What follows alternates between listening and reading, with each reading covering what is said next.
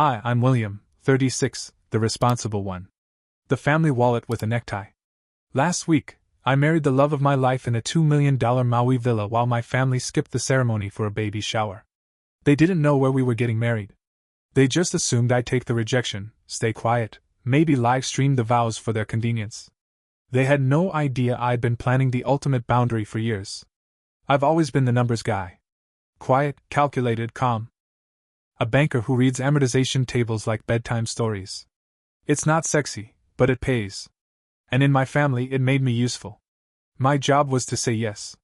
Not because I wanted to, but because if I didn't, everything unraveled. At 18, I covered my sister's cheer fees. At 24, I bailed out my brother's business idea, some e-commerce fantasy involving Peruvian coffee beans he couldn't spell. At 28, I refinanced our parents' house when Dad's hours got cut and the bank came sniffing. All of it logged in tidy spreadsheets. Every transaction had a name, a reason, a little stab to the ribs. When I met Mara, everything changed. She was a high school math teacher with a laugh that knocked the weight out of my chest. Calm, sharp, and allergic to manipulation. She loved me without asking for anything, no invoices, no IOUs. And she saw my family cycle for what it was, financial codependence dressed up as obligation. "You don't owe them because you're successful," she said once, mid-laundry. "You owe yourself peace." Peace sounded impossible at the time. But then we got engaged. And the fog started to lift. I planned our wedding with military precision. A small guest list. No drama. I gave my family a full year's notice. Offered to fly Mom and Dad out if needed. Booked a private oceanfront villa in Maui that I'd bought years ago, something no one knew about except Mara and my accountant. Then, 2 weeks before the big day, I called my mom. "Your sister's baby shower is the family's priority. We can't come to your wedding." Flat. Final. I said. "That's fine." Hung up before the shame could bloom. They didn't ask where the wedding was. They didn't care. They just expected me to send a Zoom link and maybe a check for cupcakes. The group chat exploded with sunshine emojis and theme ideas for the baby. No mention of my wedding. No RSVP. Just silence and self-interest wrapped in pink. I didn't cry. I didn't beg. I didn't explain. Instead, I packed. See, they thought I'd cave. That I'd stay tethered to their expectations like always. But the villa? That was mine. Bought quietly after a fat bonus I never told them about, because if I had, it would have become ours. A shared asset they felt entitled to crash in every spring break with their chaotic kids and full coolers. Not this time. This time, the ocean clapped for us. And when they saw the photos of our barefoot ceremony, the sunset behind Mara's veil, the view that looked stolen from a travel ad, something broke. I got 101 missed calls in a single night. But I was dancing with my wife.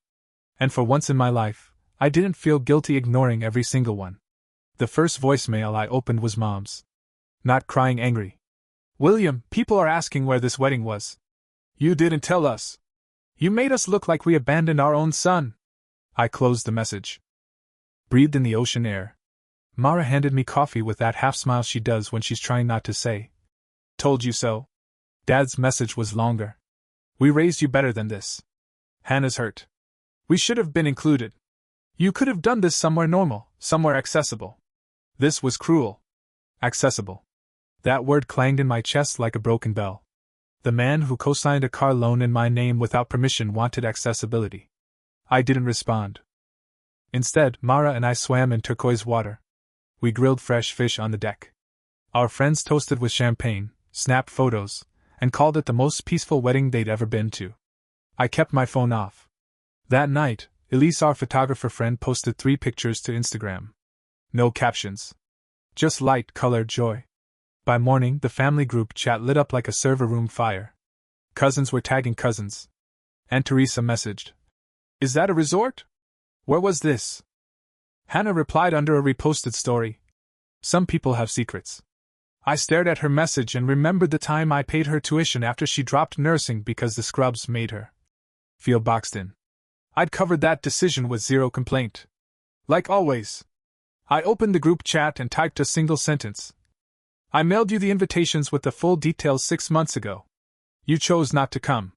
Read receipts popped in. One after another. Then the voicemails started again. Kyle Hannah's husband left one that made Mara physically recoil when she overheard it. Bro. You think you're better than us now? Flashing money while we struggle? That's messed up. You're not family anymore. You're a fraud. Mara looked at me and said, You know what this is, right? I nodded. The ATM's out of service. For years, I treated love like a variable interest loan. The more I gave, the more they'd eventually pay back in appreciation. But the math never balanced. Every gift became an expectation. Every boundary became betrayal. Now, cut off, they were panicking. Not because they missed me, but because they didn't know what else I'd stopped giving. That night, we sat on the villa's steps with dessert. Mara leaned into me and said, You don't have to do anything. But I did. I needed to set the record straight. Not just for them but for myself. So I sat down and started writing letters. Not texts. Not emails. Real letters. For total, 1 to Mom, 1 to Dad, 1 to Hannah, 1 to Jake. Each one said the same thing in slightly different ways. I love you. But love is not a line of credit. I am not your financial plan. I explained calmly that I wouldn't be covering any more emergencies. No deposits. No bailouts. No last-minute cash apps labeled. Please just this once. Any future attempts to access my accounts, like adding themselves as authorized users, would result in police reports, not family talks. I told them, if you want a relationship, it has to be based on respect, not guilt. On truth, not assumption. And if you can apologize without buts, I'll be here. I signed the letters, sealed them, and mailed them the day after we flew back. That was the day the silence began. But not the peaceful kind. The letters landed on a Tuesday. I know because Hannah posted a meme that afternoon, white text on a black background, asterisk. Money changes people. Asterisk. She didn't tag me. She didn't need to. Half our extended family knew what was happening by then. Screenshots leaked. A cousin sent me one with a message. She's spiraling. You okay? I wasn't sure. Because this was new ground. I'd spent my whole adult life running damage control, smoothing over messes with payments and apologies. But now the mess was aimed directly at me. Jake texted, asterisk. Bro, you seriously just cut everyone off? Cold? Asterisk. I replied, asterisk. You're 30. You've been trying to launch a t-shirt brand for 7 years. I bankrolled every soft launch. It's not cold. It's overdue. Asterisk. He didn't answer.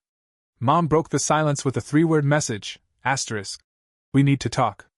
Asterisk. I didn't respond. So she called. I let it ring. Then came voicemail number 42. Asterisk. You're tearing this family apart. Hannah's been crying for days. Jake's depressed. Your father's blood pressure is up. You need to take responsibility for the pain you're causing. Asterisk. I almost threw the phone. Instead, I listened again. Slowly. And realized something. Not once did she ask how I was. Not once did anyone say, Congratulations on your marriage. Or, That looked beautiful. Or even a simple, Are you happy? It was all shame, all spin. I turned to Mara, sitting at our kitchen table grading algebra quizzes. They think I'm punishing them, I said. They don't see it as a boundary. They see it as revenge. She didn't look up. Just circled the wrong answer and said, Because your value to them was your utility. Now they're staring at a version of you they don't know how to use. I exhaled. That hit hard. By the end of the week, Dad texted again, asterisk. Can we talk? About some bills. Asterisk. I sent him the number of a credit counselor. He replied, asterisk. So you're abandoning us now? Asterisk. I didn't reply. Meanwhile, the fallout inside the family machine grew teeth. Aunt Rosa texted, asterisk. Your mom says you blindsided them. That you never offered to help with travel. She says you kept the wedding a secret. Asterisk. I sent a photo of the original mailed invitation, postmarked and everything. Asterisk mailed June 3rd. Wedding date was on the envelope. Travel covered. They never opened it. Asterisk. Rosa texted back, asterisk. Then it's on them. I'm proud of you. About time someone in this family broke the cycle. Asterisk. That made me pause. Because it wasn't about the wedding. Not really. It was about the system I had been subsidizing my whole life. The emotional and financial scaffolding holding up grown adults who refused to grow. And now, for the first time, it was crumbling not because I torched it, but because I'd walked away. And when someone finally pulls their energy out of a system like that, what's left isn't peace, it's panic. Mara looked up from her papers. What do you want to do next? I already did it, I said. Now we wait. But I didn't have to wait long. 2 days later, Kyle tried to log into one of my bank accounts again. This time, I filed the report. And when the fraud team called to verify the number linked to the attempt, it was my mother's cell. The fraud alert hit at 3:12 p.m. on a Thursday. I was in a meeting with a client who wanted to restructure a real estate loan, and I almost ignored the call until I saw the bank's security prefix. Hi, this is Clara from Fraud Prevention. We just caught an attempt to authorize a new user on your high-yield savings account. Was that you? No, Clara. It was not. She walked me through the request. The IP address? From my hometown. The phone number on file? My mom's. The email used? A new Gmail account under the name W Family Trust Help. I could have laughed if it didn't feel like being slapped. I'd like to report it as unauthorized. I said each word cold and clipped. And I want a note added to my file. Any future attempts get flagged and frozen immediately. No exceptions. Yes, sir, she said gently, like she knew what this was. I'm sorry this happened. So was I. But not surprised.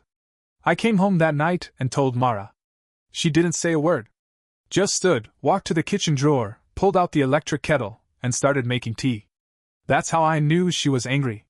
The angrier Mara gets, the quieter she brews. She set a mug in front of me. Peppermint. Her go-to for hard conversations. They tried to name a trust, I said, still stunned. A fake one. Because they think they are the trust, she said. That everything you build belongs to them by default. I nodded slowly. That was the root of it. The delusion. The quiet myth in my family, that I didn't earn success. I owed it. That every win was a group project, even if no one else showed up for class. I opened my laptop. Enough was enough. I typed up a formal fraud report and sent it to the bank's security division. Then I filed a complaint with the FCC over unauthorized financial account tampering.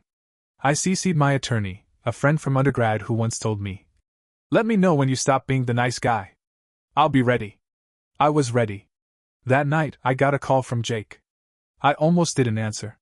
"Dude," he said the second I picked up. "Why are you going nuclear?" I blinked. "You mean reporting illegal access to my savings account? It's not like they took anything." "Because the bank stopped them," I said.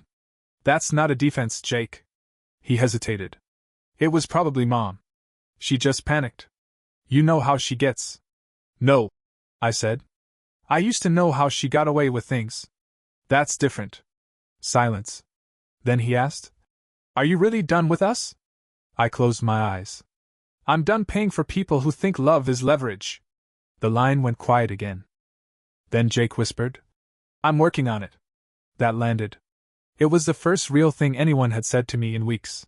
And I believed him. But 2 hours later, Hannah nuked any goodwill from orbit. She posted a selfie. Her holding a baby outfit with the caption, "Some of us don't need a Maui villa to prove we're loved." Mom commented 3 hearts. Kyle commented, "Family means showing up, not showing off." I closed the app. Mara watched me from the couch. "You okay?" "I think," I said slowly, "I finally am. Not because it didn't hurt. But because the hurt didn't hook me anymore. It passed through me. And for the first time, it didn't feel like my job to fix it. The breaking point didn't come through a phone call, a meme, or another round of failed boundaries. It came in the form of a photo. My aunt sent it. No context. Just a screenshot of Hannah's latest post. My mom and dad standing in front of their house, arms crossed, stiff smiles. Behind them, a hand-lettered sign pinned to the front porch. "This family deserves better." I stared at it for 10 full seconds before I realized what it was. They'd staged a protest photo. Outside their own home. Against me. Mara came over, saw the phone, and actually laughed. "Did they print a sign?" I nodded. "And convinced our parents to pose for it." There was something sad about it, honestly.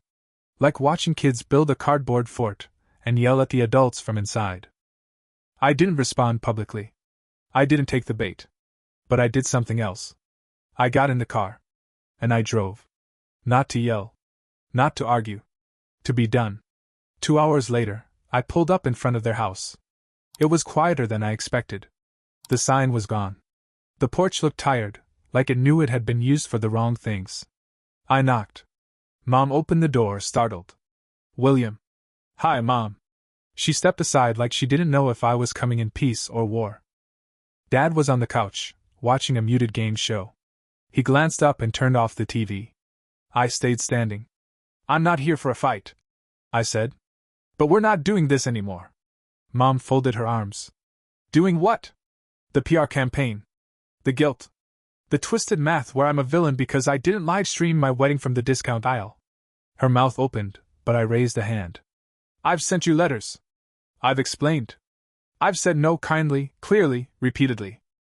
And you've responded with memes, manipulations, and attempted fraud. Her face twitched at the last word. It wasn't fraud, she said. You tried to access my bank accounts with a fake email address. That was a mistake. No, I said. A mistake is sending a duplicate RSVP. This was theft with a Hallmark filter. She blinked. Dad cleared his throat. Let's just calm down. You're overreacting. No, I said again. I've underreacted for decades. I was paying your bills before I finished grad school. I was covering Hannah's tuition while she changed majors like socks. I co-signed loans, I absorbed overdrafts, I sent diapers, strollers, down payments, and therapy money. I played silent investor in 5 of Jake's businesses and 2 of Kyle's delusions. And through all of it, I never once heard thank you without a request attached. Dad looked away. Mom was biting the inside of her cheek. I pulled a folder from my bag. Old habits. Inside, a spreadsheet. Color-coded. 7 years of financial support. I slid it across the table. No more, I said. No more support. No more deposits. No more hiding behind family as a reason to breach my privacy and get my savings. We never asked for. You always asked, I said sharply. You just did it in tones that made no sound like betrayal. Mom's voice trembled. We're your parents. And I love you, I said. But I will not bankrupt my peace to prove it anymore. A silence opened up then. A real one. Not tense. Not baited. Just empty. Then she asked the question I'd been waiting for. So, what do you want? I breathed in. Deep. I want respect. I want boundaries. I want to live a life that isn't constantly rewritten to fit your guilt script. I leaned forward. And I want you to understand something. She looked at me, eyes wet but stubborn. The wedding? It wasn't a punishment. It was proof that I'm capable of joy without you. That scared you. Because if I can be happy without footing everyone's bills, what does that say about how you've treated me? They didn't answer. So I stood. Here's where we are. I said. If you want to be in my life, you show up for me like I've shown up for all of you. You apologize without excuses. You stop taking shots in public spaces. And you learn to love me without invoices attached. Mom's lip quivered. That's a lot. No, I said. It's the bare minimum. I left the folder on the coffee table. On my way out, I passed the coat rack where a glittery sash still hung, mom-to-be. The baby hadn't even been born yet. And somehow I was already the one exiled. In the car, I sat with my head against the wheel. Then I drove home. Mara was waiting.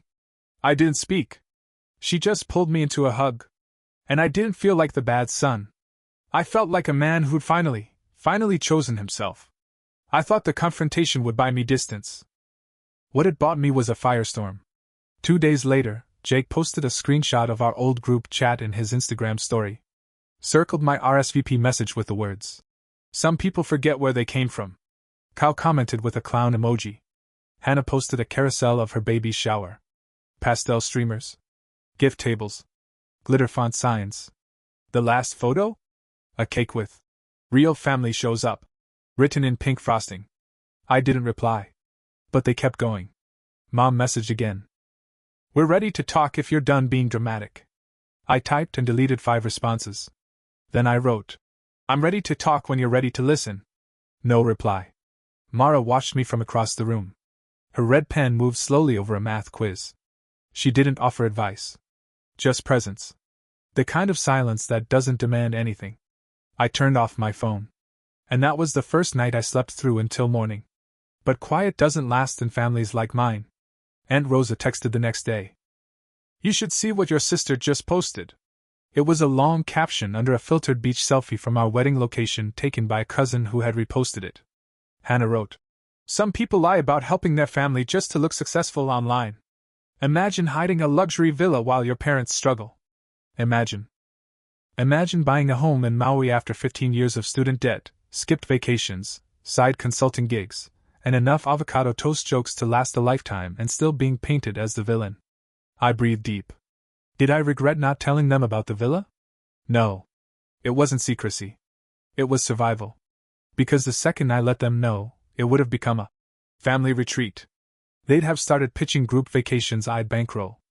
Jake would have pitched turning it into an experience brand. Kyle probably would have tried renting it out from under me. The villa wasn't about escaping them. It was about returning to myself. The ocean. The quiet. The freedom. I didn't owe anyone an explanation for that. Still, the next move hit harder than I expected. A letter arrived in the mail. Handwritten. Sloppy cursive. From Hannah. As your sister and soon-to-be mother, I'm formally requesting my rightful portion of the villa as family inheritance. I stared at the sentence. Mara, reading over my shoulder, choked on her tea. She's not serious. She included a spreadsheet. I said.